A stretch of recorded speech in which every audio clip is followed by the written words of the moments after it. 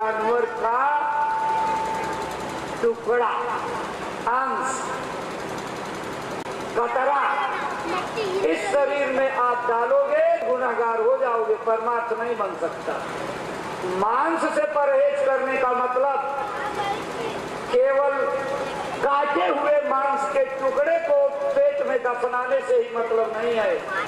जिस घर में मांस पकता है उस घर में भोजन करना भी आपके लिए नुकसानदायी है। जिस बर्तन में मांसाहारी खाते हैं उस बर्तन में भोजन करोगे तो सत्यानाश हो जाएगा। पहले लोग इसका परहेज करते थे। हमारे प्रचारक बैठे हुए हैं, माननीय अध्यक्ष जी, ये जब साइकिल लेकर के प्रचार में प्रारंभिक दिनों में निकलते थे, इनकी टीम के साथ लोटा थारी बर्तन रहता था और ज्यादातर प्रचार यात्राओं में इसमें बहुत से लोग बैठे हैं जो 10-10 दिन की बाटियां अपने घर से बना लेते थे, 10 दिन की प्रचार यात्रा में वही खाते थे, बाकी सब जगह हाथ जोड़ लेते थे। अंदर में दया का अनुभव होता था, लेकिन आपने जो है सब खत्म कर दिया। महात्मा कमाई वाले अगर गलत खान पान वालों के यहाँ भोजन कर लें तो उनकी साधना प्रभावित होती है। हमारे आपके पास तो अभी कुछ है भी नहीं, बूंद भी नहीं जमा हुई। हम जब खा लेंगे तो हमारा कौन माफ करेगा? इस लदे हुए बोझे को कौन अदा करेगा? ये गुरु महाराज के मार्मिक वचन है, अगर तुमने सत्संगियों का खा लिया उसकी जिम्मेदारी निभा करके वो बोझा मैं उतार दूंगा, लेकिन अगर दुनियादार के यहाँ खाए तो उसका जो बोझा लगेगा वो चुकता करना पड़ेगा तुम्हें, उसकी जिम्मेदारी मेरी नहीं है। अच्छा, दूसरी तरफ एक और बात आपको, अभी आप इसी में जूझेंगे थोड़ी देर में, अब हम क्या करें? बचत कर लीजिए, अपने धर्म को बचा लीजिए, ये सबसे बड़ी सत्यवादिता होगी, झूठ नहीं होगा। लेकिन अगर कहीं काम चलाऊं नहीं है तो कम से कम इस मंत्र का तो उपयोग कर लिया करो। बनते सत्संगी हो और कहते हो हम बिल्कुल शुद्ध शाकाहारी हैं, लेकिन दुकानों से आप फास्ट फूड तो खरीद करके खा रहे हो, आपके बच्चे खरीद करके खा रहे हैं। पता है क्या खा रहे हैं? उन पैकेटों पर सबके कोड लिखे हुए हैं, कौन कौन कोड नंबर की सामग्री इसमें मिली है। गूगल से उस कोड नंबर को सर्च करिए, उसी कोड में आपको पता लग जाएगा किसमें किसकी चर्बी मिली है, किसमें किसके शरीर से मांस से निकाला गया रस मिला हुआ है। अगर ईमानदारी से मांस से बचना है, भजनानंदी बनना है, बाहर की चीजों को खाने से परहेज करो। अपने घर की सूखी रोटी खाओ, सूखी रोटी खा करके भजन करना। पुरातन के लोग इतनी मेहनत करके, एक कमाता था 20 बैठ करके खाते थे, क्यों जानते हो? उनके अंदर बर्दाश्त थी, सहनशीलता थी, उनके अंदर संतोष था कि रूखी रोटी मोटे अनाज खा करके हम अपना गुजर करेंगे, दूसरे की चुपड़ी देख करके ललचाएंगे नहीं। लेकिन आज तो धारा बदल गई। अगर घर का आदमी देखता है कि पड़ोसी के यहाँ रोज परेठा सेका जा रहा है, अपनी अब उतनी कमाई नहीं लेकिन अपनी देवी पर दबाव बनाता है कि हमको भी रोज पराठा चाहिए, चाहे जैसे ला करके दो, जिद करता है। देख पर आई चुपड़ी जी ललचा रहा है। ये सत्संगी का लक्षण नहीं है। पहले लोग कहते थे कर्जे के डांडे मत जाना, भले भूखों सो जाना, भले रूखी रोटी खा करके भूख मिटा लेना, लेकिन कर्जा मत लेना। लेकिन अब तो लोगों ने लाइन ही बदल दी, संस्कृत का श्लोक बदल डाला, यावत जीवेत सुखम जीवेत ऋणम कृत्वा घृतम पिबेत। जब तक जियो सालो शौकत से जियो, कर्जा करके घी पियो और दुनिया से चले जाओ। कोई तुमको अदा करना होगा, तुम्हारे पीछे नाती पोते पनाती सनाती आएंगे, अदा करते रहेंगे। आपने धारा बदल दी और सरकार ने अपना खजाना और खोल दिया आपको डुबाने के लिए कि गाय के नाम पर, भैंस के नाम पर, बकरी के नाम पर, भेड़ के नाम पर, मुर्गी के नाम पर, मछली के नाम पर, खेती के नाम पर, बोवाई के नाम पर और शिक्षा के नाम पर तमाम कर्जों के दरवाजे खोल दिए कि लो, और आप धारा में बह गए। महात्माओं के उपदेशों को छोड़ करके आप गड्ढे में गिर गए। महात्माओं की बात मानते तो बचे तो रहते, लेकिन संतोष नहीं रहा। और आप कहते हो हम सत्संगी हैं, तो मांस को त्यागो, मांस के उत्पाद त्यागो, और जिन वस्तुओं में मांस के अक्ष मिले हुए हैं उनसे भी परहेज करो। और तीसरा है सत्य धारो, सच्चाई धारण करो। सच्चाई क्या है? उमा कहा निज अनुभव अपना, सत हरि भजन जगत सब सपना। संसार की चिंता कम करो, सत्य वस्तु भगवान की चिंता, भजन की चिंता ज्यादा करो। अपना काम जल्दी जल्दी निपटा करके जितना अधिक से अधिक हो जाए उतना समय भजन में दो। समय के अनुसार वाणी बदलती रहती है। जब जैसा वक्त होता है कसौटियां बदल जाती हैं। सन 52 से लेकर के 70 तक के सत्संग स्वामी जी के सुनिए, उसमें आपको मिलेगा 10-15 मिनट भगवान के भजन के लिए समय निकालो। 70 से लेकर के 2000 तक के सत्संग को पढ़ो, सुनो, उसमें मिलेगा आधा घंटा, पौन घंटा भगवान के भजन के लिए समय निकालो। और 2000 से 2012 तक के सत्संग में मिलेगा 1 घंटा सुबह, 1 घंटा शाम, भगवान के भजन में जरूर समय निकालो। वही गुरु महाराज अपने अधूरे मिशन को पूरा करने के लिए अपनी जीवात्मा को पूज्य महाराज जी के अंदर प्रवेश करा करके पर काया प्रवेश की घटना को अंजाम दे करके अपनी वाणियों को बदल लिए हैं। संदेह मत करना। अगर प्रमाण चाहिए तो दलाई लामा के वफादार लेखक और भविष्य दृष्टा लोंग साम रंपा की किताब कमिंग वर्ल्ड लीडर पढ़िएगा, जिसमें आने वाले विश्व के अगुआकार के बारे में लिखा हुआ है। वो किस परिवार में आएगा, कब पैदा होगा, क्या उसकी जन्म की तिथि होगी, उसके माँ बाप किस जगह से उतार करके लाए गए हैं और उसकी ट्रेनिंग कैसे होगी, हुलिया क्या होगी, ये सब वर्णन उस किताब में लिखा हुआ, पढ़ लीजिए। शंका मत करिएगा। गुरु महाराज अपनी ही मौज मर्जी से पर काया प्रवेश हो करके महाराज जी के द्वारा अपना काम कर रहे हैं और अब अपनी वाणी को थोड़ा बदल दिया है। अब वही गुरु महाराज क्या कह रहे हैं?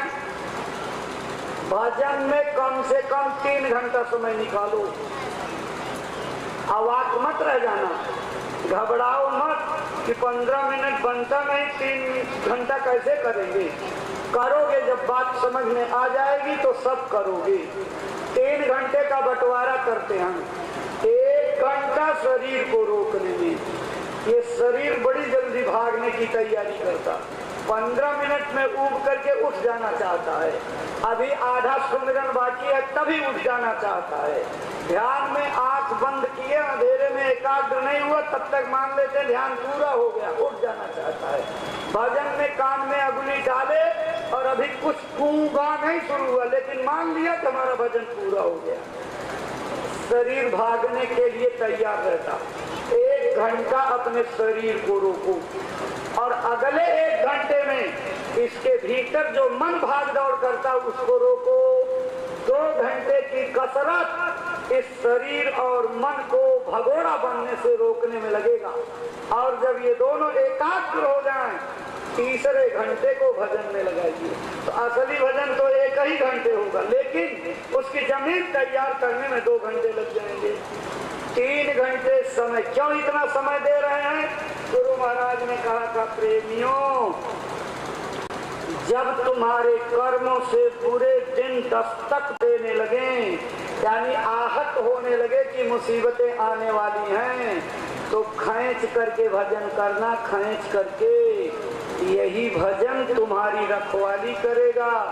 यही भजन आने मुसीबतों के सामने जब पड़ेगा तो कुदरत अपने तबाही का क्रोध भजनानंदी को देख करके बदल देगी और साइड से निकल जाएगी। और अगर आपने भजन नहीं किया तो सीधे सामने से आकर के टकराएगी और आपका सत्यानाश कर देगी। कुदरत आपके कर्मों से बहुत नाराज है।